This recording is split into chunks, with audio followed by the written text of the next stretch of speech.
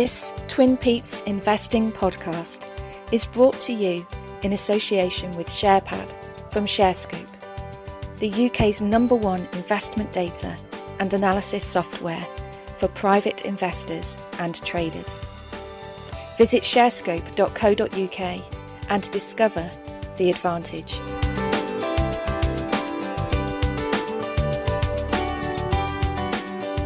Hello and welcome to the TwinPetes Investing podcast.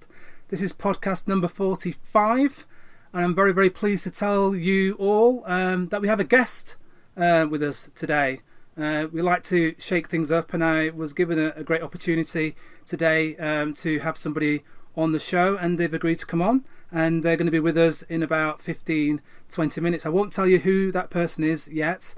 And I'll introduce him later on. I'm sure you'll be thrilled to hear what he's got to say about various things regarding the markets and other aspects of stuff. But first and foremost, I wanted to say hello to my good friend, Pete at Wheelie Dealer on Twitter. My name's Peter Higgins at Conkers3 on Twitter. Pete, how are you, mate? Yeah, not bad. Well, I say not bad. As you know, I've had this ongoing sort of health aggravation that's been sort of making things a little bit harder than I'd like them to be. But, I'm fine in the sense that, I'm sleeping fine, I'm eating fine, everything's fine. But I've just got this sort of like awkward pain, which is making it difficult to do things. So, yeah, it's a bit tedious, really.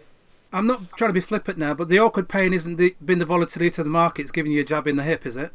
Do you know, it's funny, it always gets worse when the markets are funny. Funny that, isn't it? Yeah, funny. It's a recurring thing, mate. It's the anniversary of the market dip, mate. March 23rd, 24th, when the markets were getting hammered in 2020. Yeah, it sends my stomach into a spasm. Oh boy.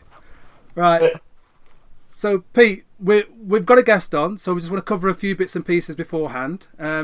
Where do you want to start, mate? Do you want to talk a little bit about the political roadmap, or do you want to skip all that and just cut to the chase? What do you want to do? Well, I think in terms of the politics, it's, we're sort of like just really waiting, aren't we? I mean, we all sort of hope and pray that lockdown is going to be eased on the kind of timetable they've said, but it's not definite, is it? I mean, it's probably going to happen that way, because I think once they've given a date, it's hard for them to renege on that, and obviously there's enormous pressure on Boris and stuff from the backbenchers in the Conservative Party. But so we're really just sort of waiting for things to open up, and obviously the situation with travel and that has got quite interesting, because I think I tweeted about it actually just before, about an hour ago, before we started this call. We're doing this call on Wednesday. Is it Wednesday, 24th of March? Yeah, it is Wednesday, 24th. Yeah. 24th. Yeah, and it's getting up nearly 6 o'clock. And I tweeted out earlier that Boris was talking to the liaison committee in the House of Parliament, and he was saying that I think it was the 5th of April they're going to put out their sort of like plan for travel, and that's all this. The different zones and things, different countries will go into different zones as to what applies to them, whether you can travel to them and all that kind of thing. But with a view that everything would open, I think it was 17th of May, that, flying should be sort of back to some sort of normality. I mean, obviously it's not going to be normal, and, there's probably be all sorts of restraints around it, like possible vaccine passports and stuff like that. But interestingly, Michael O'Leary from Ryanair put out a thing, today saying, we're going to be flying in May and June, I'm pretty sure, and politicians won't be able to resist the pressure. Well, Michael O'Leary's always been provocative, hasn't he? I mean, the interesting thing was, it's like, he had that advertisement out a couple of months back, jab and go. It's like you have a jab, jump on a plane, and you're happy to go anywhere in the world. It was like thinking, that's a bit hasty, mate, at the time, And it's not helped because Europe seems to be heading towards another wave, doesn't it? And, it does, mate. It does. I mean, it'd be interesting to see where in Europe people are allowed to go. Because the last thing I heard was that you can go to Europe, but only to go and visit your second home, or a place that you've got of your own.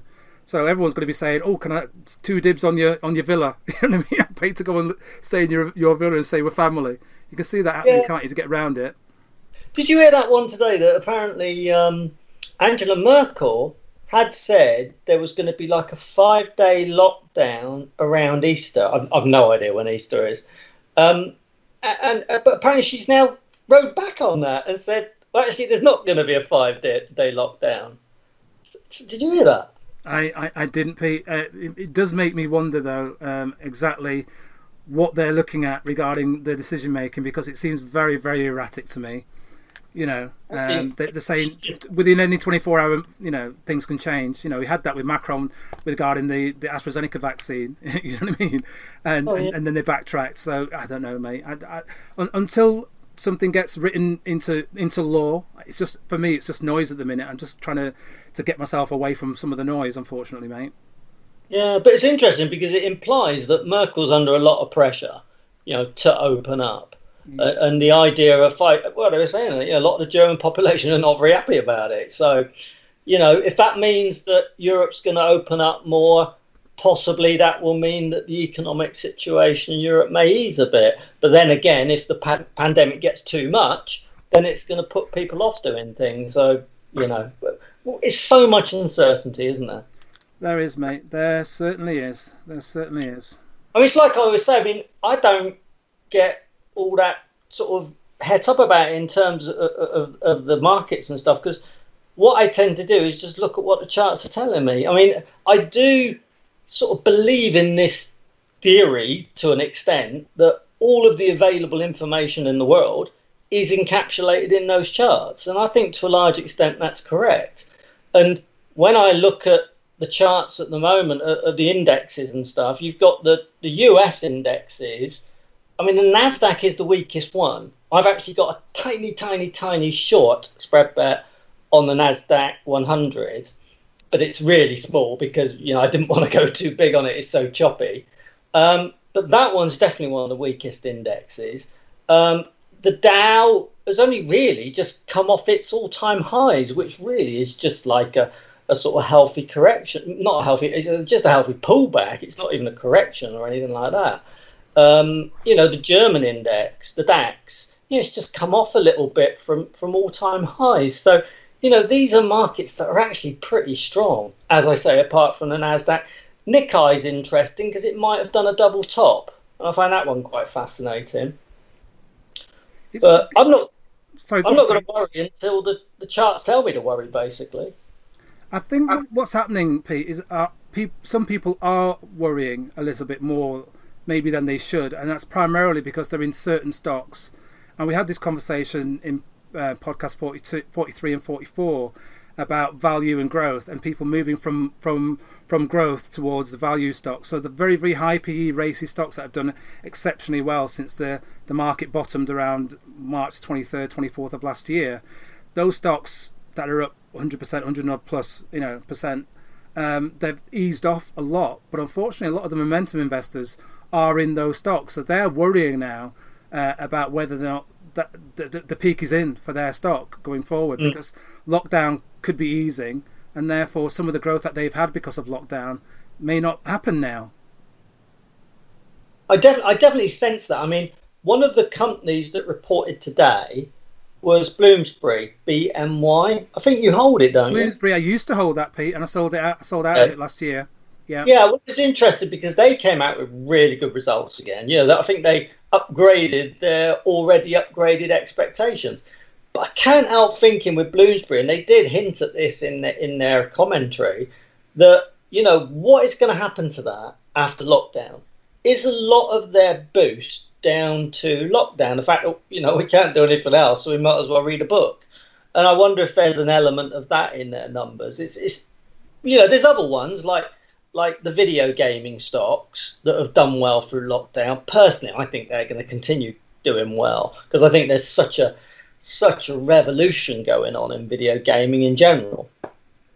Yeah, I think some of the trends that we're seeing at the moment some of those will continue.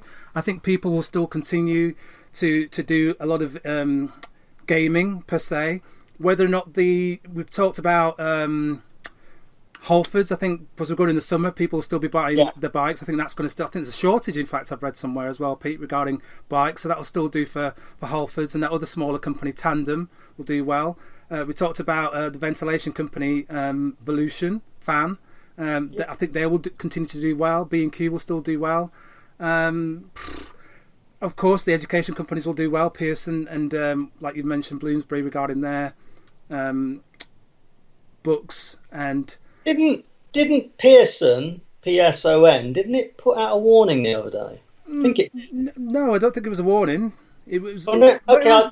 Some people class it as a mild. Yeah, probably class it as a mild warning, Pete. But they're doing better than they feared they were doing. But it still wasn't great, if you know what I mean. Okay. The e-learning side is growing. I wanted to quickly point out a few things about the psychology of the markets, Pete. And there was a great article that I saw that was talking about the pain of crashes, market crashes. Yeah. And on a scale of 1 to 20, bizarre, well, believe it or not, the one that we had, more recent, going from the high December 2019 to March low of 2020 to where the market had bounced back, the COVID pandemic crash, is classed as a pain factor of 1, right? So that was the decline of 20%, Pete. But it's looking at the speed of decline to the speed of recovery. Yeah? Yeah.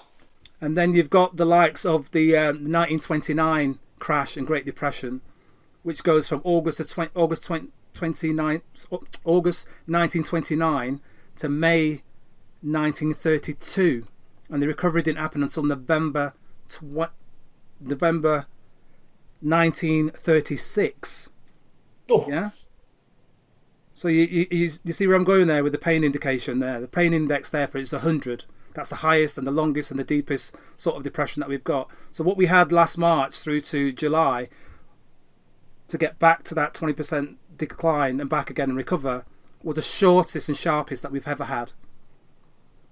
But the thing is, we wouldn't... That pain index only sort of works for hindsight, doesn't it? Because we wouldn't have known at the time that it was going to recover so fast. Absolutely, and this is why we can't say, and the point I'm trying to make here is that we've got to make sure that people learn the lessons of this last one, but don't be complacent that the next one, and there will be a next one, is going to be as short and as sharp and as quick a recovery as this one we've just had. You know, so be prepared to have your stocks flexible and not to get tied in and married to any sort of stocks. There's market risk. There's always going to be volatility, folks. So just be careful with what you look for in your particular stocks, and don't get married to a stock. Yeah, and don't, we've talked about bullying before. Don't, just because someone comes out and says something not so bullish about your stock and not so positive about your stock, and they're questioning and challenging, don't be that sort of person that goes on and goes rah, and has a go at that person just because they're questioning and challenging this very, very racy, highly priced stock that's up 100 and 200%. Just take it and be objective. If you've been objective, you can see the positives and see the negatives, and you can accept someone else's viewpoint on that particular company. And as we always say, it's always worthwhile embracing. If you're long on a stock and you're a bull, it's always worth embracing the bear side of the argument, because they might, have a really good point that you haven't realised that could be extremely material. I mean, a lot of the time, it may be trivia, in which case you can sort of just ignore it as noise. But sometimes people do come out and say, you think, oh, blimey, actually, that is a really key issue. I need to be careful on this one. Absolutely. Now, Pete, is there anything else you want to add before we bring in our tasty little guest? Yeah, one thing I will just say, sort of related to that, I was reading something somewhere, and I think I'll feel terrible if I've got. Well, I won't feel that bad, but I'm not going to like go jumping under a bus or something because of what I'm about to say. But I'm going to attribute this to a former CEO of Aberdeen Asset Management, and it may be someone entirely different. So apologies if you're listening, it was you. But basically, I read it somewhere. This person said, running a fund like Aberdeen, running any fund, was not about picking stocks. They said anybody can pick a good stock. It's really not about picking stock. He said what it's about is avoiding the losses, and when you do have a loss, you minimise it. And I thought that's quite an interesting, and relevant point along that lines of having a diversified portfolio and not getting overconfident and having too much just in a very small collection of stocks. Yeah, I think that's a good point. Well made there, Pete. I mean, the importance really for me is about having that mindset where you know full well that you have to, whilst you're celebrating the good and your stocks are going up and the markets are going up, you've got to brace yourself for when the markets wallops you across the chin and gives you a surprise. And I'll talk about one of my surprises that I had yesterday a bit later on in this particular podcast regarding a stock where it's almost like I'd got a punch on the chin from a professional boxer. So we'll talk about that in a little while. But before I do that, Pete, just on the FTSE, Pete, we're 1 year in from the market crash. We've had a high of 6873 on the FTSE 100. We had the low of 54155, and today we're at 6712. FTSE All Share, we had a low of 2680, and today we're at 3826. So we've had a fair bit of recovery all around the market, really. But what happens next, and regarding this third wave in Europe and talk about inflation and all the rest of it, I don't know. I think that's a good segue into our expert that could share some insights as to what his thoughts are on the market. Shall we bring him in? Wheel him in, mate. Wheel him in. Okie dokie. Ladies and gents, our listeners, our global listeners on this TwinPetes podcast, we have the great privilege and honour to have a very, very special guest today for you all. And he's none other than Tim Rogers, the former CEO of AB Dynamics PLC. And Tim is a owner and non-exec of numerous companies, SMEs, and a business development chap. He's got loads of experience in advanced engineering, 20 years of operating as a CEO, senior director and board level, and he works with lots and lots of different companies all around the world. He's very, very sought after, so we are blessed to have him. Tim, are you there, fella? Yes, I am. Are you sure you're talking about me? Well, that's what this is what I've written about you, mate. I've got to give you the best intro that I possibly can. Correct anything I've got wrong there, though, please. I was just hoping you could read my writing. That was all. Yes, yeah. I'll be asking for the check in the post, mate. How are you doing, Tim? Yeah, very well, thank you very much, and good to hear you. And I think, although I've heard you, Pete, the other Pete, I don't think I've ever met. So good to speak to you both. Yeah, no, great to talk to you, and we obviously need to talk about your massive motorcycle collection and your car collection. Oh, okay, that's what we're here for. Not quite, Tim. We'll have a little segue into that at some point, most definitely. Sure. First and foremost, thank you ever so much for coming on our little podcast. I wanted to just gauge. Pete and I were talking about the markets. It's been a year since we've all been in lockdown, but focusing on the markets per se. What's been your reading of it, in a sense of the markets have, given people an absolute roller coaster of a ride in the last 12 months? And I wondered, how you navigated it and what your thoughts have been, having watched over the markets, I don't know, probably longer than Pete and I have looked at the markets. Well, I tell you, I'm glad I'm not a CEO of a company at the moment. I would not like to be in their job. I mean, I think what has been quite interesting to me is how well companies have pivoted and changed their plans. Certainly the companies I've been working with and advising have done a very good job, a quick-fleeted job of understanding that this might be a short-term issue, basically reallocating their resources, making sure the staff is safe. That's been quite impressive. On the downside, I suppose I've seen a number of really good companies that were eyeing up maybe an IPO on AIM or other exchanges either shelve their plans or go down the private equity route. And I think that's a shame, because I think that's starved the market of a couple of potentially really good companies.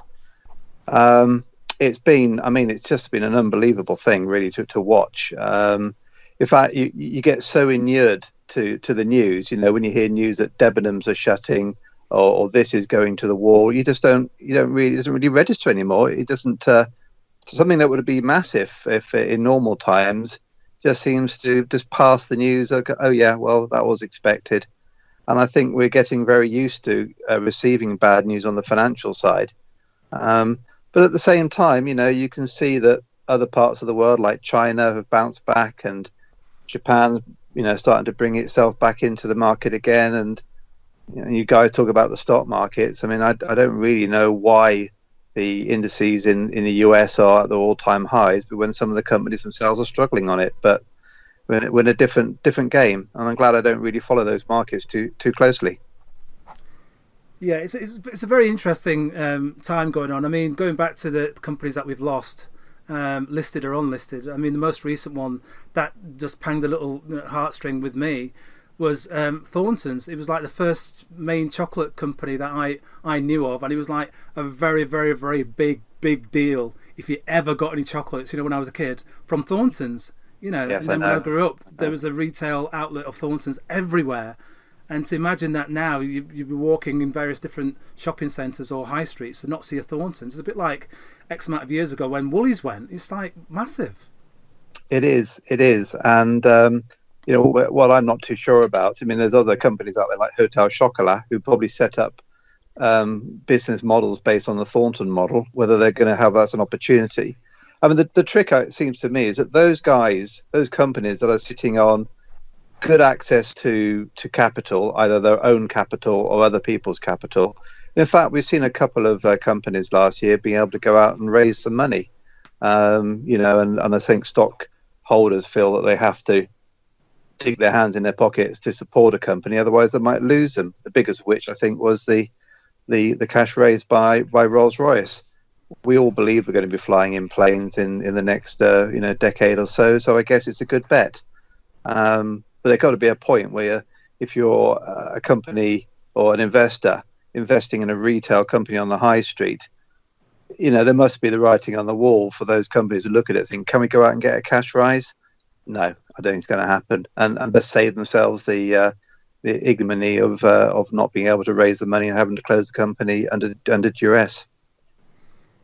It's an interesting one, Tim, with Rolls-Royce, because in a way they were finding life tough before the COVID crisis anyway. And yes. They've got the transition from aviation fuel powered planes and engines to something in the future, hydrogen or whatever it's going to be, who knows. So they've got so many challenges. So investing more money in those for a lot of these big investors, it seems a very brave call to me. I don't think I'd want to buy shares in Rolls-Royce at the moment. No, I mean, I it's one of the stocks I do hold. I've just never released it. I mean, maybe sentimental. There were a couple of engineers I met during the time, when I used to go to some of the sort of lectures in London. I heard someone give a lecture about the evolution of the RB211 engine, how it went completely wrong for them. And in the end, the government stepped in and put the money in and saved them from bankruptcy. And the direct evolution of that was the Trent engine, which now powers a huge percentage of the giant jets around the world. And if the UK government hadn't come and done that, then Rolls-Royce wouldn't be the company it was. And I think it sits on such a wealth of technology and talent that is more than capable of meeting the challenges for the future. But its main issue really was that it bet a lot of money on building powerful engines for large things like the A320 and the A340 and the A350, the big machines. Yeah. And there's a lot of competition up there at the moment. They're up against the United Technologies, Pratt and Whitney, all these kind of people. But I think they're going to be okay, because basically the military spending is going up around the world. They've sort of right-sized themselves, and I think they are sitting on a good technology pool. And I think they've now got the cash to get them out of the trouble. But I guess I'd see it as one of those stocks that, like you, if I held them, I'd probably stick with it and see what happens. But would I buy it? I probably wouldn't, because there's probably other things that would take my fancy more. Oh, for sure. I know that's a strange distinction. A lot of people wouldn't agree with that. They always think something's either a buy or it isn't. You know what I mean? But I sort of have these slight distinctions with the way I do things. It's a bit weird. Well, back in 2008, the Rolls-Royce shares dropped right back down again, and they popped straight back up to where they need to be. I mean, I wouldn't go as far as saying that they're a bellwether of global trade and business, but there's a lot of companies in the UK, like companies like Babcock and BAE Engineering. Great people, great technology, but where the hell are they going to sell their products? And I think a lot of people are wondering themselves. Yeah, that's very true. And I think a lot of them, again, are very dependent on Rolls-Royce, aren't they? Yes, they are. Yes, they are. And I mean, I guess a lot of the thing really is, it's the same kind of with the automotive industry. It's a massive multi-billion-pound company industry around the world, but it's faced a serious knock this year, and there's still some legacy issues in that market which are yet to play. Not least of which, I don't think we've seen the end of the Dieselgate and the electrification of cars and the introduction of driverless. And, I've been watching with a bit of surprise to see that there's quite a strong sentiment towards the Volkswagen Group. Its shares have been moving. People are talking very positively about them, but I don't think their problems have gone away. No way. The interesting point about that, Tim, is that everyone's looking for someone else to compete with Tesla. Tesla's getting so much free advertising, free marketing from the noise and the musings that's going on, and the stock's absolutely been rampant. And Pete and I mentioned Tesla back in last May, podcast 22, and the share price was $163 at the time, and they hit a high later in the year of $900 $900.39, and they're now sitting at $657. And he's been talking on the last few days about, you can buy a Tesla with Bitcoin, I know. and all that noise. But I think, for me, I thought the Volkswagen situation and the legacy issues and the Dieselgate stuff had finished, and all this talk now about and this marketing around electric vehicles, I was thinking, that's going to be a really good, excuse the pun, a really good driver for them and their shares, because they're going to have to get away from diesel, they're going to have to get away from petrol, they're going to have to get away from and get in, and that was going to be their baby, and they're going to compete against Tesla because they've got all the infrastructure, and Germany can't afford to let them fail. No, I think that is true. They are almost too big to fail. I mean, someone told me the other day that nearly 8 out of the 10 people working in Germany in some form or other are connected to or work for automotive industry. Wow. So it's massive to them. And the other thing they've also done is that a lot of the satellite countries around them, like Poland and Hungary and Turkey, have massive component industries that supply the German machine. So it is vital for them to work. But there's a lot of stuff on the horizon. Tesla have done something unusual. They've started at the top end, which, of course, making an electric car 10, 15 years ago, it made sense to actually make an expensive car because you'd use the best batteries, the best motors.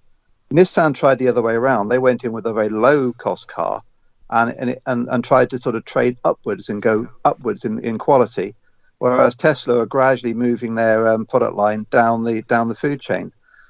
A company like Tesla doesn't have any legacy engine plants out there. It hasn't got any legacy development.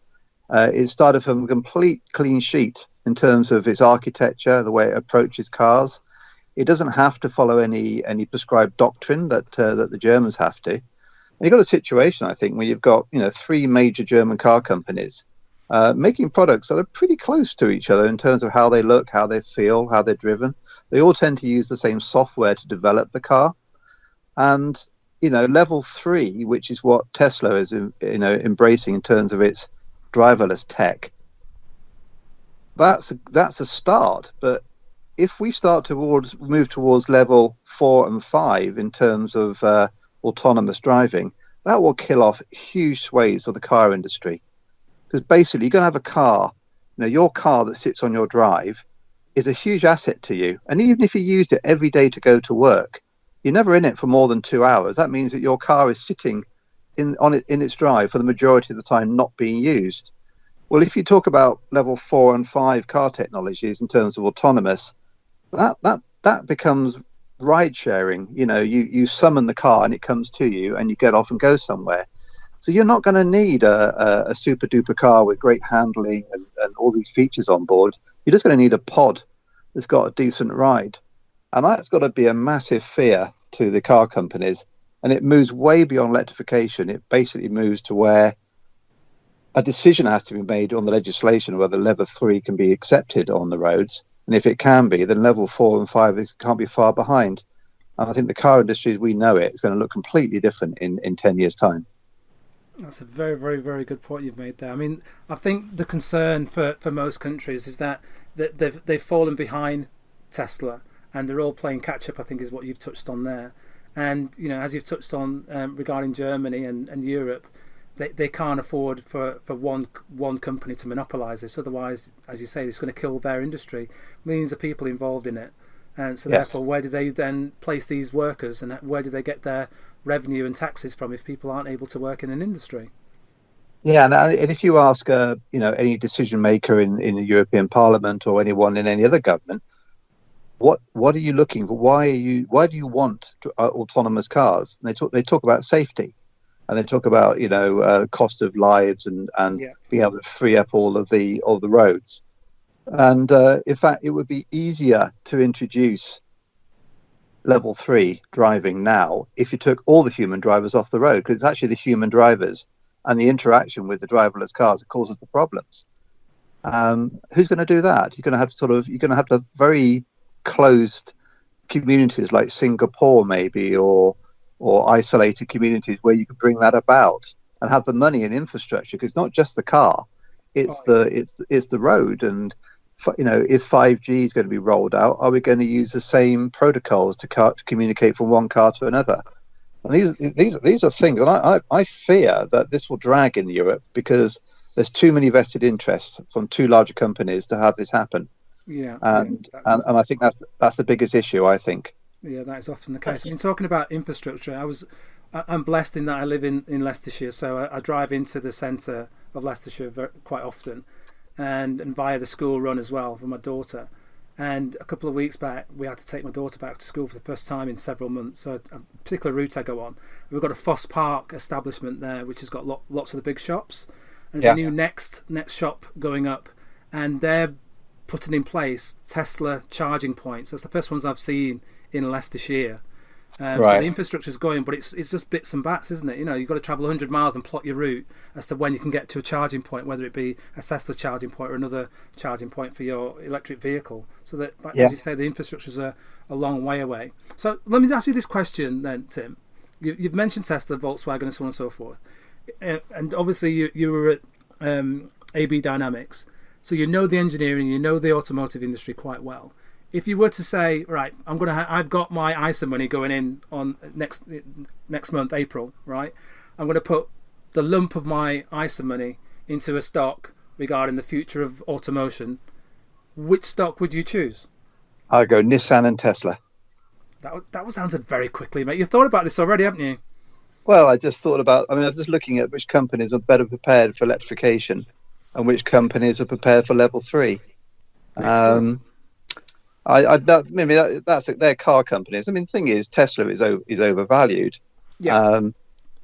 If someone like Volkswagen came along and wanted to buy Tesla, you'd argue, well, actually, for the money that you'd have to spend, you could probably build another Tesla. Yes. You could solve all your labour issues and pay off all your staff who are working on the engine plants and make them very comfortable. And I just think, I'm just looking at the way this is going to work in the next sort of 2-3 years. The legislation is certain dragging. It does require a legislative step from someone and some country to bring forward this autonomous driving. And then there needs to be a bit of a jump on the technology on the car side. Most of these people are still using 3D cameras and radars. And in fact, the 3D cameras and the radars are still better than the humans, but you still got to interpret all that data. Everyone talks about LiDAR being the next tech, that's going to come in and make things work. But, you need to sell millions of LiDAR units to bring that cost down to a usable cost. At the moment, they're a couple of €1,000 each to go on there, but you need to get them down to 10-15 euros. And you can only do that when you've got millions of these things actually on the vehicles. So there's a bit of a chicken or the egg there. But sorry. What exactly is LiDAR? That's laser, is it? Is that right? No, it's a light. It's basically infrared light that scans out in front, and the data comes back as a data point. And then you've got quite often when you see these people demonstrating how these autonomous cars work, they all look the same. They all got this thing trundling along with a kind of spinning radar on the front. And they never seem to be going any faster than about 10 miles an hour, because I think the data that they generate is so immense that the computer's got to process the data, and it's almost too much information is coming in. But I mean, the acronym is light detection and ranging, and it's a bit like laser imaging and ranging. It's a method of 3D scanning. It's been used for years, for things like surveying. And but moving it onto an autonomous car that is moving and fixing it to a GPS system and an inertial system, boy, that's going to be a challenge. I mean, we did all this at AB Dynamics, but we sold them for about £100,000, £200,000 each for testing purposes. Right. Yeah. Okay. It's going to have to go a long way down the sort of supply chain and commoditization of the technology before we start seeing that. Okay. So with regards to ABDP, which is the ticker symbol for your former company, I'm sure you've been keeping an eye on it, and I'll ask this question because I'm sure it's burning in Pete's ear to ask you. Do you still own the shares or any shares of that company? Your former I don't. Company? You don't. I do not. No. Right. Okay. I was going to compliment you if you had, because they were up 106% in the past year, so they've done quite well. I was wondering. I mean, do you think they're going to be needed even more so going forward regarding the technology you've spoken about? Well, yeah. I mean, I think a lot of the ways. I don't really keep in touch. I don't know a huge amount more than you guys know, but I can see the direction that was being taken by the company to move towards the simulation and digital map. Everyone talks about the digital twin. It's the big buzzword. So the car companies create a digital twin, a virtual car in a virtual space. And if you get it right, it means you can drive that car in a virtual space, i.e. you can put it on a simulator, and then you can get the test driver to drive that car even before it's gone onto the test track. And that was key to really understanding how, you can model something and you can then build the prototype. And if your modeling is not sophisticated enough, then the prototype will not reflect what you tried to build. And the test driver will get in the car and say, "My God, this is shit."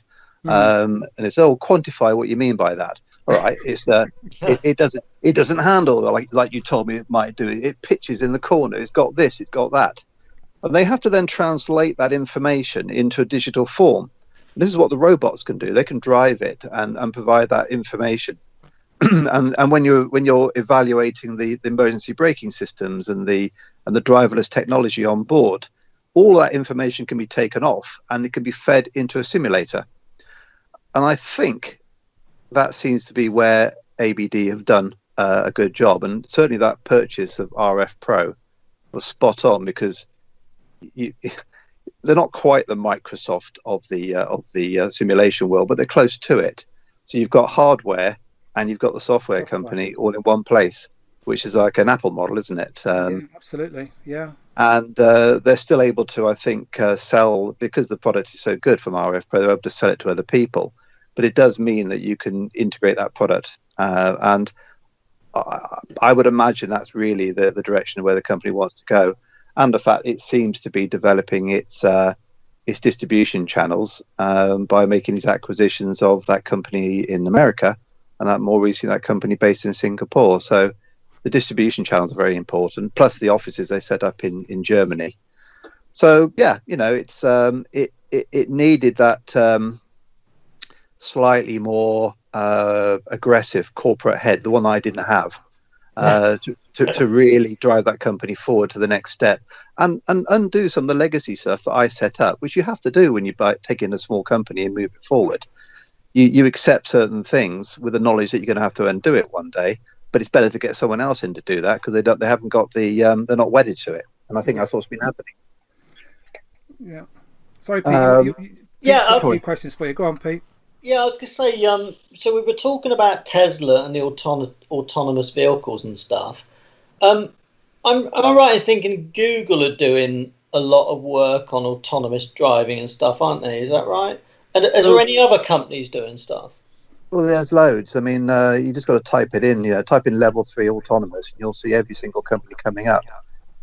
There's quite a lot of sort of fledgling companies here in the UK, and in fact, to do driverless is a holistic approach. You can't just go for the vehicle. It's got to be the vehicle. It's got to be the legislation, and it's got to be the technology on the road and off the road, and all those kind of things.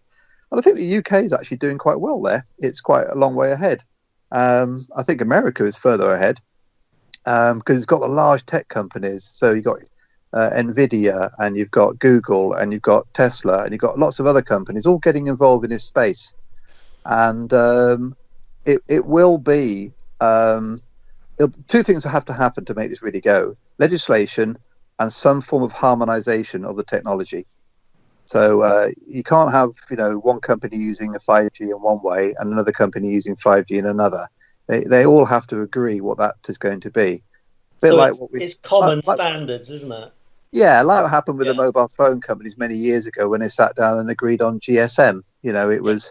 It worked. And even the sort of standards on computers, how the USB works, they all agreed what it's going to be. So everyone ended up with a common.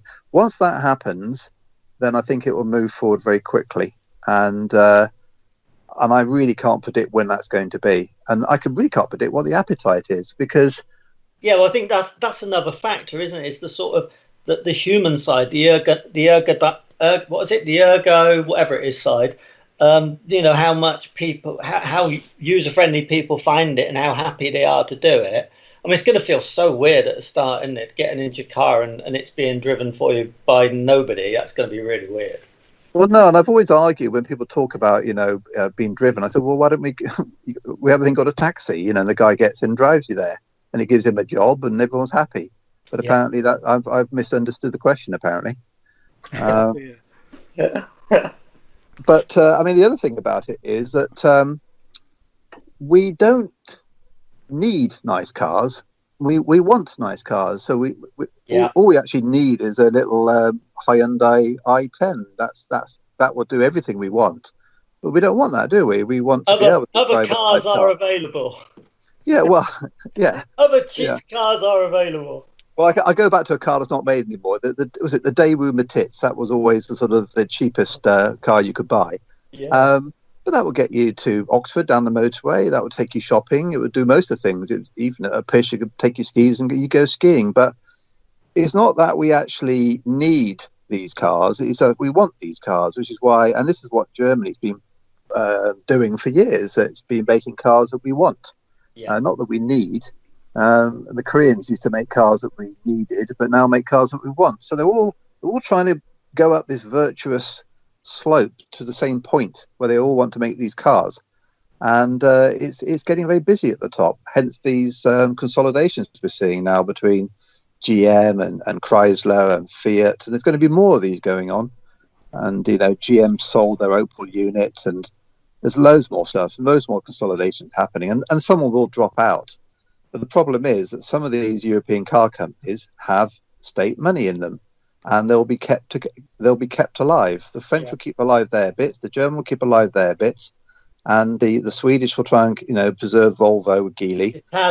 Italian side and it's not going to do it. It's going to be oversupply, and the Wolfsburg plant turns out something like one car every 30 seconds, and it's about 2 kilometers long. It's just an amazing machine. But why are we doing that? Why are we? There are less car companies in the world than there were 30 years ago, and there are less car companies than there were 100 years ago. It's not helping the automotive industry, and ultimately it won't help you as the consumer because you won't have many choices of cars because they'll all be coming from the same basic brand. Mm. Because of course you've got Chinese manufacturers as well. Well, the Chinese are interested in their market. I don't really believe that they're interested in the outside market. They're looking at it thinking it's a bit busy, it's a bit commoditized. We'll struggle to meet them on cost.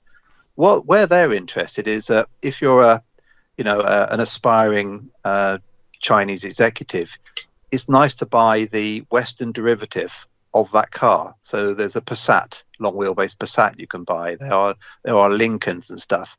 And I think what Chinese would like to do is produce a homegrown product that is desirable, and that's where they're working. This is probably why Geely bought Volvo.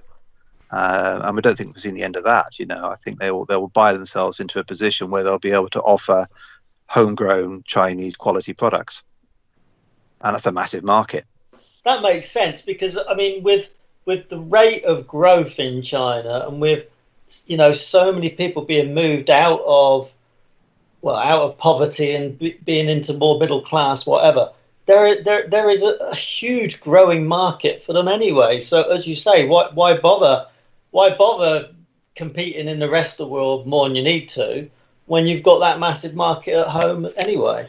Yes, I think that's it. And I think, when we're at ABD, a huge part of our sales of products, which are research products, so the research products that allow them to build the cars that will match the Western competitors, that they invested in heavily.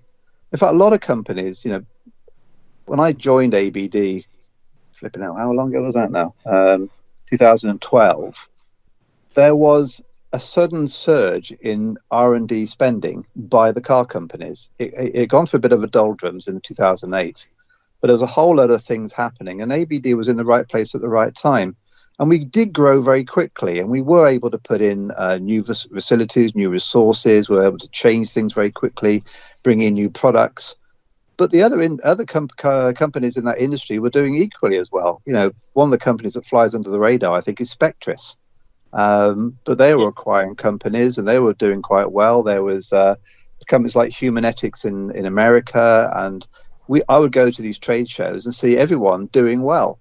So ABD was growing in a space that was growing hugely. The reason that ABD was noticed in the UK was that there weren't many companies like that in the UK, but in Germany there were loads, and in America there were loads. So it was, we were in quite high focus, but only because what we did was unique to the UK, but not unique to the industry. With regards to that then, Tim, with regards to stocks in the UK or in the US, and your investing style, how do you pick companies that then you either investing or want to support and help and transition? Well, I've been fortunate for the last 3 years of working with private equity and family offices. There's a lot of money there. And one of the things the family offices have been doing is they've been pooling more of their resources. And, when they approached to talk to me about it, they had three things I quite like the look of. They were very much into the social responsibility.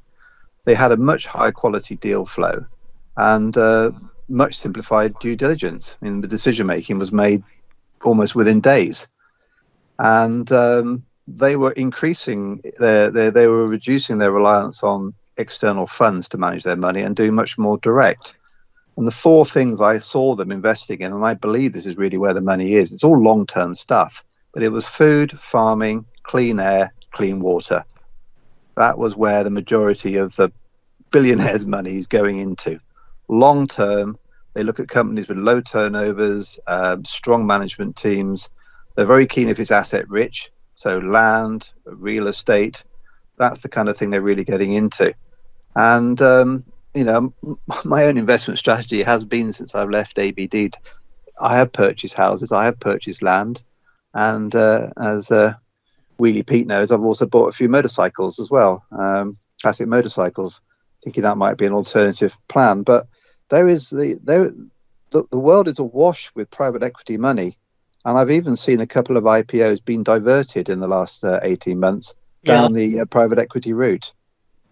So they're grabbing them before they're IPOing, so that they can't be accessed by retail and other institutions. They're keeping them for themselves to either fatten up or to strip and then IPO later on with a bit more debt, as has happened in recent times. Well, I would say no, they're not actually. They're looking. Off. Yeah, they look. They genuinely, if it fits their profile, they're looking at it. There's a lot of interest, I said, in things like clean air, clean water. Yeah. And there's quite a few companies that were looking at membrane technologies, a couple of companies looking at depollution technology, and they were subsumed by the family offices, and they've been given a brief and a fairly long timeline. And it was, it felt like to the owners and the founders that they were IPOing, but they really weren't. The only thing they do have to be careful of is that there can be the long overreach of the family, and you got to pick your purchaser very carefully. But on the whole, these family offices have realised that they don't know everything. They made their original money out of something, whether it be diamonds or packaging or something. But they know that people out there, if they don't understand a business, they either won't get into it or they'll find someone who does, and then they'll trust them to be able to invest on their behalf. But it's got to meet that profile. You can't underestimate this social corporate responsibility. They put a lot of emphasis on that. Millions and millions of acres all around the world are owned by these family offices. So Tim, just to confirm, with family offices, so is that just like if you have like a very, very wealthy family or whatever, they have their own investing office or division, whatever, that goes back, or do the family offices work for other families as well? Well, there was a pooling of that to a certain extent, and there was a time when the family, the money for the family was managed in that way. I mean, there's been a massive increase in affluent individuals. We hear a lot about the sort of Russian and the Ukraine money, but there's also a lot of stuff coming in from Asia. There's the traditional families like the Quant family and the Rousing family and all that lot. There's all pooled together, and normally the investment houses are very keen to come and sell their services to these people, but there's much more emphasis now on taking direct control. Probably because if a company was set up 50 years ago and made billions of pounds, the sons and the daughters are probably more interested in that part of it to manage the money than they are to actually manage the original business that got them there. Yeah, or they've sold it or whatever. Yeah. Yes, and it's not too different to looking at a sovereign fund. When you look at the Abu Dhabi Mubadala fund or the trillions of dollars sitting in the Norwegian fund. Yeah. At the end of the day, they deferred a lot of that decision making to institutions to manage their money for them. But I think these days a lot of it's being done more directly. I mean, I think the Norwegians have quite a large stake in Volkswagen. Okay. So Tim, I wanted to finish off by asking you a few investing questions. I mean, I'm going to make the assumptions you're still running your own ISA. Yes. Okay. So with regards to your ISA, obviously you're trying to buy certain stocks and funds and so on and so forth. What have you been purchasing over the past 12 months, given the volatility of the markets? Well, I've avoided individual shares, but I have actually sort of invested in. I based my decision making on fund managers that I met while I was at AB Dynamics that I liked. Okay. and also ones that invested in me. I thought because they, obviously I thought they're clever. They know what they're doing. No bias there, then. Okay. Yeah. So it's things like, and I also went for slightly riskier ones, but things like the Lion Trust Sustainability Fund. That's done tremendously well. It's good bunch of people, very clued in. Very keen to engage with the management of any companies they work at. And so it's funds like that. I've been doing much more in fund. I also actually bought quite a lot of physical gold, which did well for me actually, because it's free of capital gains, and I bought that about 3 years ago at around about $900 and sold out quite a lot recently and put that back into the funds. So it's fairly conservative. I just realised I wasn't as good at picking stock. But I thought I was. I used to go along to these meetings, the Share Society meetings, and listen to some guy from biotech company talking about his product and be really impressed and quite blown away, thinking, wow, and totally taken in. Yeah, this guy knows his stuff, and people used to say to me, I guess as a CEO, Tim, you can pick a winner. I thought, well, I thought I did. But I was surprised, here we are in the middle of last year in a pandemic. I said, wow, we're going to see what this technology can do. Not a thing, nada. So there has to be yeah, there has to be that internal radar. And I just don't have the detail that you guys have in terms of getting in behind the numbers, looking at the data, following it. I don't have that patience, or problem is, as CEOs, is that we're not actually very good at focusing. We're generalists. We have to be, where people come in with all problems. You have to deal with it in a generalist way. You rely on the people who are the specialists to tell you the information. And I realized that that's how my investment strategy had to be. I had to pick people that I trusted and get them to invest on my behalf. And that's basically been my strategy for the last 2 years. I think to be fair, Tim, I think that's equally Pete's and my strategy, because what we're doing as well is we're researching companies and we're trying to find the CEOs, CFOs of companies that we trust, that have got a good history of execution and achieving goals, and not the ones that have been there, made a mess of that company, took a big salary and never achieved anything. So we're not doing that much different to what you're doing, I don't think. What would you say, Pete? Well, it's interesting because it really comes to that classic Buffett saying of your circle of competence. It's interesting because, Tim, you seem to be saying that you've sort of, rashly thought about how you were doing things and come to a very honest and humble sort of conclusion that perhaps I'm not as good as I thought I was, and therefore I'm going to outsource some of this to fund managers and stuff, which is the reverse. Which is the reverse to what of your listeners do, like fund managers don't know what they're doing, let's do it ourselves. And I think if you got the talent, you can do it. I took along, my line was that not all fund managers are the same. I came across ones that I truly admired. When I was in the position to invest money again, I went back and looked at their funds, and actually I was right. I was right to admire them because actually their funds stood out. And that's really that's been driving my investment strategies ever since. Yeah. Peter, have we got time to talk to Tim about those non-fungible token things? No, we can talk very briefly for a couple of minutes about his bike collection, though, Pete, which I know you're burning to ask him about. But just a couple of minutes, because we're already in, mate, for what is 56 minutes, and we've not talked any stocks really. Oh no, I'll talk to Tim about his bikes and that another time. That's cool. Yeah. I mean, my only advice is that, don't think you can make money out of it by restoring something, because it doesn't work that way. Not to worry. Tim, it's been an absolute pleasure having you on our little podcast, mate. We'll have to have you back at some point. And at some point or other, Pete and I are potentially going to be on the road, so we'll be able to share a pint or two with you down south somewhere. That would be an absolute pleasure and honour for us to have you there. No, I look forward to it. Thank you so much for your time. And thank you for sharing those insights on the automotive industry as well. No problem at all. Delight. Cheers, mate. All right, Tim. Bye for now, mate. Take care. Pete, that was amazing, mate.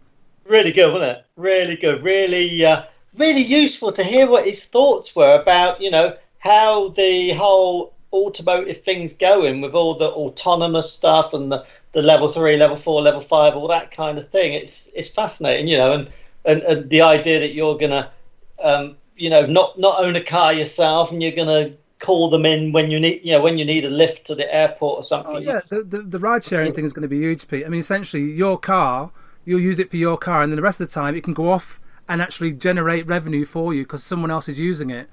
It's being shared around the community, just ping, taking other people elsewhere. So you become like an Uber driver without the car, having to drive the car yourself.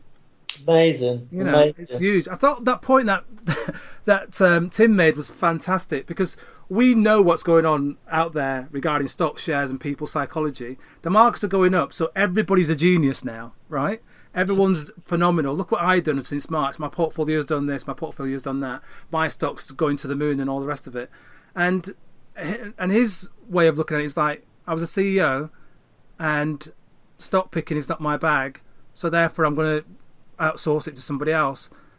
This is a CEO with 20 odd, 30 odd years experience of working in various numerous companies saying, I don't want to do this way. I don't feel comfortable doing it this way. Let me outsource it. Whereas everyone else, including me at times, is saying, I know what I'm doing. I'm brilliant at this. I know what I'm doing. I'm great at this. Wow, I It's think we so all need to have a little check ourselves in, mate, to reflect on this. That's a massive learning curve. Well, I was having this exact conversation with someone last night that, I always say with my portfolio, I never know which stock is going to be the one that does really well. I never know which stock is going to be the one that does really bad. I just, through experience and through track record, through having achieved it, I know that my collection of stocks, my portfolio overall, will roughly make probably about 10% a year. I don't know how that's made up in terms of the individual companies, but the portfolio as a whole will achieve that. And I hear so many people like, oh, I got this stock's going to go to the moon. And it's like, well, how come that stock's going to go to the moon, but this other stock you hold won't? Or, you know what I mean? And I think that's something where we all need to be a bit more humble, really. I think it's that thing about cognitive biases, Pete. Either it's because we've got too much cash leveraged into that one particular company, i.e. it's our number one holding, for me, AstraZeneca. So you've built it up and you've had it for a number of years. So you're naturally biased towards it, and some people are so biased towards it, they can't hear anyone say anything slightly negative about it. Everyone's got to talk bullishly about it. Otherwise you get blocked, muted or abused on Twitter or across social media. And if you're objective enough, actually, you should be able to listen, like you say, to other people's point of view on that stock, whether they hold it or not, or whether they hold, a smaller percentage or volume or financial exposure to that particular stock. You should be able to listen to what they've got to say, because they might come out and say something and share something with you that absolutely helps you and saves you losing money going forward. And the classic example is obviously Fevertree, that was getting ramped to the, to beyond belief between 2019 and 2020, and is now just trapped there in that £20, £22 range. And very few people are talking about Fevertree anymore, Pete, but it was the go-to stock of 2019 and 2020. Yeah, well, I got really lucky because I bought into Fevertree and I actually top sliced it almost at the perfect time. That never happens normally. Well, it's rare that you top slice and sell anything, Pete, so that is rare. Yeah, well, yeah, that's rare, but actually getting it even remotely near the top is absolutely incredible. But I've still held on to Fever. I've still got some, and I really like it going forward. 3, 4, 5, 6 years in the future, I think Fever will be brilliant. And I am looking to buy more of it, but I'm biding my. Well, I haven't got any money. If I had some money, it's definitely one on my radar of things to top up on. But, so are you fully invested right now, Pete? Pretty much, yeah. So the conversation we were having last year about cash is king, and we should have some cash ready to pounce if there's an opportunity. Yeah. You've just got cash in your spread betting account, no doubt. Yeah, I've got cash, in my spread betting account, and I've got cash lying around that I can get hold of if I need to. But in terms of what I want to commit to my stocks, like in my main ISA sort of thing, I'm just fully invested. And the thing is, that's the way I tend to work, because I tend to use hedging. So, sort of slightly different. I actually prefer to be pretty much invested all the time if I can. And if I see cash sat there doing nothing, I'm thinking, why haven't I got that cash in?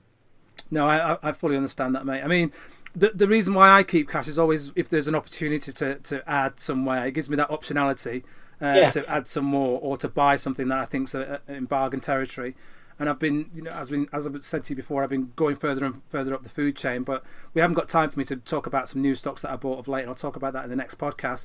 What I want to share with people is this lesson that I got given yesterday, and this was I've got a real dislike for intraday RNSs. I don't want an RNS between 12 o'clock and 4:30 when the market before the markets are shut, because I want to get on with my life. I want to look at the RNSs in the morning, do nothing or something, and then I want to get on with my day. I don't tend to look at the RNSs during the day. So 7 o'clock in the morning. So yesterday afternoon, I've get myself ready. I'm off for the school run, picking my daughter up. I come back home. I have a quick look through some of the stocks. I'm going, sorry, I think my computer's showing something wrong on here. What's going on here? And Ixico, one of my favoured sort of tech, AI, health sort of stocks, been doing quite nicely. Came out with a nice little Microsoft sort of deal recently. It's going back up. It's been drifting for a little while. Ended up being knocked, Pete, by 39%. Oh. Right, down to 64 pence. Now, put this into context, right? It dropped 41 pence, right, yesterday afternoon in the space of an hour and a half, 2 hours, right? And that's versus the purchase price I made of the stock at less than 26.5 pence, right, on the 25th of April in 2019. So it'd gone up to £1 odd and then dropped 41 pence in one single day. So I put a gif out of a guy being knocked out, boxing match, because that's how it felt. I was like, wow, absolutely stunned by it. And then this morning it dropped again because people were just panicking as to what's going on and what does this mean, them losing this massive contract for this Huntington disease phase 3 contract. So I purchased, because I've got some cash, I purchased some more today at 60 pence. We'll see what happens. Okay. I trimmed it at £1.40 I trimmed it before at 70 odd pence last year when Simon Thompson put a stop loss in regarding it and said to trim. But yeah, I bought some more, but that yesterday was a big knock. Simon Thompson's probably still covering it, I think, isn't he? So it'd be interesting to see what he has to say about it. Yeah, because the good thing, the good thing about the IXI update was that it did give quite good guidance on what the revenue and the earnings impact was. So yes. that's the good thing. It's worse when they say we've lost the contract and it's going to be terrible and they tell you nothing more. There's no numbers. At least if you've got some numbers, you can work on it. And that's what I'd imagine Simon Thompson will be doing. He might come out and say something, Pete. He might not. I'm not that bothered. I'm just looking to see what they do over there. I'm looking to see if they win some further contracts elsewhere, so they don't have too dominant a number one client, which can impact them like this. And this is what any company should do: have a diverse sort of income stream, and not just have one client that makes up 20, 25, 30% of their income. It's always a danger, and that's what's happened on this occasion. Interesting. I also noticed that today it's put in a hammer candle. So so that's a hammer reversal. So the price was driven down, and then the bulls have come back in and driven it back up again. So that's the first sign that the bulls are trying to stabilise the price. So fingers crossed that might help. We'll see, mate. I wanted to touch on a couple of stocks, Pete. We spoke about historically on since March onwards. Going back here to podcast 18, we spoke about Into You and our concerns about that company, and obviously then it delisted and it's gone. Podcast 19 on March the 21st, that was published, and we recorded it on the 19th. We talked about Games Workshop, and on the 19th it hit a low of £35.90, and then later in the year it went to £121.40. Today that closed up at £95.05, so that's had a really good run in the past past 12 months, that particular stock, Games Workshop. Were we positive on Games Workshop back then? I think we were talking about cash, Pete, and opportunities to buy at its lows on that particular podcast, I think. Okay. Going back. We spoke about Tesla we recorded it on the 20th of the 15th of May, podcast 22 back in May. I've been totally wrong with that. Recorded on the 20th, and the share price on the 20th for Tesla was $163.11. It went on to hit a high of $900.39, and it's currently at $657. We spoke. I think you spoke about. I can never pronounce it. Lucio or Luceco. Yeah, Luce. Yeah. Luce. Ticker symbol LUCO. Recorded that on the 3rd of June. And at the time it was £1.05. It hit a high of £2.90, and that's at £2.69 at the moment.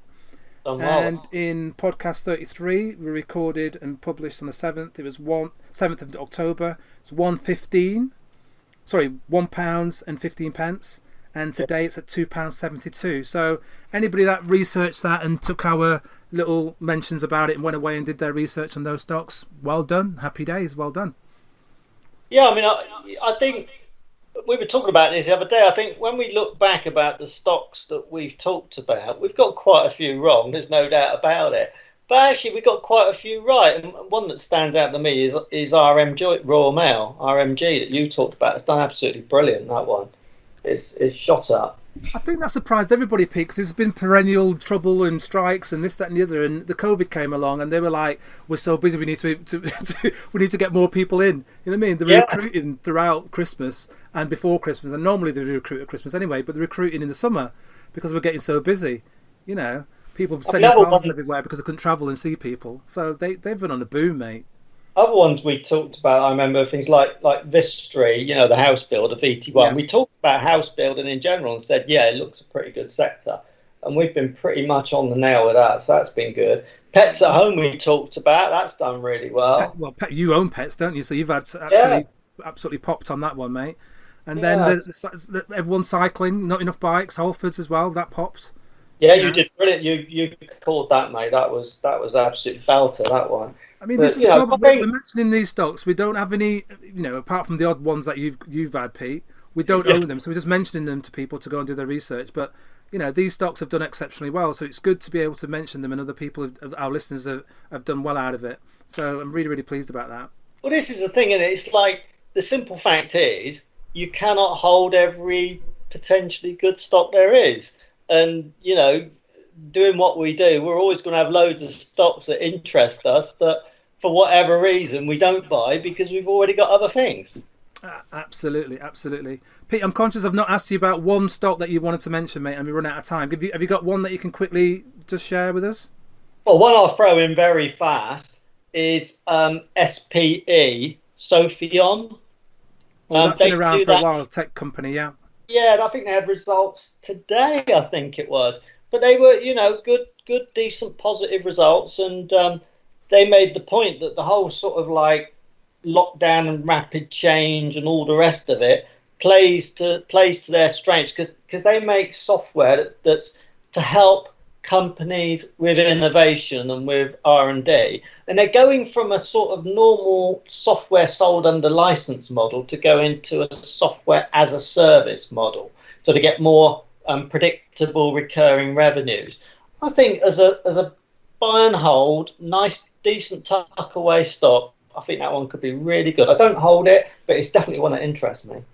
I'll just put up the notes on here, Pete, and it's got net cash and no debt, which is really nice for a tech company, and it's paying a dividend, mate. So that's unusual for a tech company to be throwing out some divvies. So that's not bad. They've been around for a while.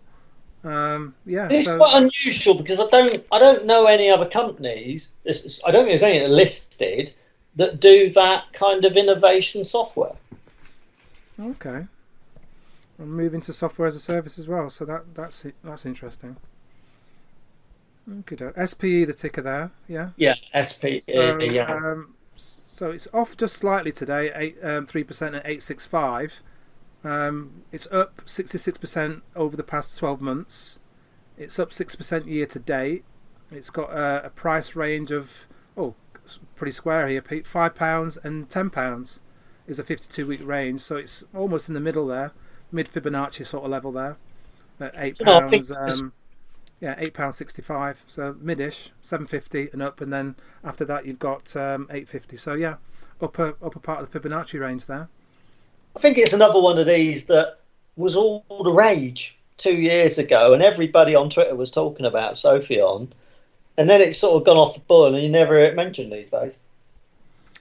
Yeah, I mean, there's a stock that I want to mention that's a local one to myself, and it's called Sanderson's, Pete. SND? SDG, I think it is, Sanderson's. Is it? Oh, I thought it was Sanderson Design Group, I'm talking, Pete. SDG. Yeah. SDG. Yeah, it's because it's got part of its factory not far from me in Loughborough. Yeah. So that's one. It used to be called Walker Greenback. Remember? Remember that one? Yeah. And I completely missed it, mate. And it's been on an absolute tear since. I mean, it changed its name, and people used to go poo-poo the stocks that changed their name for a variety of different reasons. But since then, the low in the past umpteen months, going back to December, 73 pence on the 11th of December, and today it's closed at 129, and it came out with a trading update earlier on in the month, which was absolutely bells and whistles. So that's another one which people should maybe keep an eye on. I'm not saying it's one to chase, but definitely one to keep an eye on, because the trading updates have been really, really good so far. And obviously it fits in again with that sort of viewpoint, Pete, that people are, use the word again, titivating their house, redecorating and doing stuff DIY. So all the wallpaperings and all the rest of it, that's what they do, and other stuff as well as that. Furnishing group, luxury interior design stuff. Yeah, well, I know Walker Greenbank, what was WGB that's become this. Yeah. I know that quite well because I used to hold the shares, and they have things like they own the rights, the intellectual property, whatever, to all of the what's that really famous wallpaper stuff? Not Inigo Jones, that's something else, isn't it? Harlequin. What was it? Is it Harlequin? Yeah, no, there's another one. Oh, William Morris, isn't it? Sorry. Morris. Okay. Yeah, William Morris. It's like a sort of iconic, legendary brand in the whole luxury thing. It's been around forever in the whole sort of wallpaper. I mean, personally, I find it horrible, but yeah, that kind of thing is worth it's a really sort of, it stood the test of time kind of brand, and they've got all sorts of stuff like that from what I understand. Yeah, I mean, they've got Zoffany, Harlequin, yeah, Anthology, Clark and Clark. Yeah, it's a luxury end of the market, mate. And there's lots of very posh people in around Loughborough and Rutland Water and Melton that will be having buying those sort of fabrics that and wallpapers at the very top of the market. Quality end. So yeah, no, it's fun. Absolutely. Now, Pete, I'm conscious of the time, so I quickly wanted to say a big thank you to all of our listeners. I'm still waiting for a shout out from the folks that are listening in Paderborn in Germany. I've not had any response, so I'm going to give them a shout out again to give us a call. I also want to say thank you ever so much for all of the people that have donated to the Memphis charity for disabled young people. We've actually triggered that point, ladies and gents, where we're over £1,000 now. So I want to thank everybody that's supported us so far regarding that, and we'll carry on pressing forward with regards to trying to get that figure above 2,000 is our next goal for that, and hopefully we can do that before we get to Christmas and move on to the next level, which would be £3,000 for that. But I want to thank everybody for making their donations so far. Really, really appreciate that. It's very, very generous of all you guys and ladies to make the donations that you have so far. And if you haven't and you're considering it, just go on to Pete's website, my website, or onto the Just Giving page and look up the TwinPetes Challenge, and you'll find us on there. Yeah, on my website, if you go to the TwinPetes Investing podcast page, it's right at the top. There's a link. Just click it. It takes you through, and you can make your little donation, whatever you want to give. No problem at all. Thank you. Absolutely, Pete. Is there anything else you wanted to add? Well, something I want to throw in quickly is that our wonderful sponsor, SharePad and ShareScope, have been really helpful because they've given us a special code thing. So basically, if someone wants to use SharePad or ShareScope, if you go to the SharePad website, and if you go to where it's subscribe, there's like a box that says promo code. If you just type in there TwinPetes in lowercase, that's TwinPetes, then basically you qualify for the 1 month of data free. And the way it works is if you sign up for like monthly payments, then the second month you get free. Don't ask me why, that's the way it works. If you want to do the full yearly thing, you pay for 12 months, you actually get the 13-month free. So that's how it works. Brilliant. Now, Pete, we're going to say ta-ra at this stage, mate, because we're running 1 hour and 19 we need minutes. Yeah. So thank you all for listening. Thank you all for your feedback once more. It's been absolutely phenomenal, the feedback we've had for 43 and 44. This is TwinPetes number 45, where we'll await your feedback and your thoughts. I want to say really big thank you to Tim Rogers, who came on and shared some insights, some stuff that he did regarding the automotive industry I really didn't have a clue about. So thanks ever so much to Tim for joining us as our special guest, and I hope you guys enjoyed Tim's insights regarding what he had to share with us. What's Tim's Twitter handle? I will find that for you. 1 second. Yeah, good job. Remember that. Secondo. Just type in that. While he's looking, I'll just okay, so that's at Tim Rogers, plural Tim Rogers, 1962, at Tim Rogers 1962, and you can find Tim there, and he's always shares some really good insights as well. Excellent. So I just want to throw in quickly is that we've had a load of questions about spread betting. We do intend to cover it on the podcast, a future podcast, but we had the opportunity to get Tim on, so we thought that was a good idea to take good advantage of him while he was keen and eager. Well, the great thing about Tim being on is that Tim's going to give us insights of where we can make money with a low risk sort of agenda, Pete. Spread betting is not always good for a lot of people. Maybe. Well, yeah, exactly. But now, we were going to talk about sort of how I go about doing it and how you can de-risk it, basically. Absolutely. So we'll do that another time. All right, ladies and gents, wherever you are in the world, thank you very much for listening. Wherever you are in the world, keep going. We're nearly there. There's light at the end of the tunnel. There's changes afoot. And, we might hear more before we get to the next podcast about what we can do and all the rest of it. But start planning with regards to at least being able to see families share a bench with friends and family and being able to, have less restrictions to our movements. I'm really excited about this. I'm going to be having my jab on Saturday midday, so I'm looking forward to that, allowing me to go and see my parents who've been shielding for the past 18 months, and I've not seen them since December 2019, so I'm really looking forward to being able to do that. So all of you, just take care, God bless, look after yourself, look after other people, do what you can in your communities as well, and just stay safe. God bless you all. See you all, bye. This TwinPetes Investing podcast was brought to you in association with SharePad from ShareScope, the UK's #1 investment data and analysis software for private investors and traders. Visit sharescope.co.uk and discover the advantage.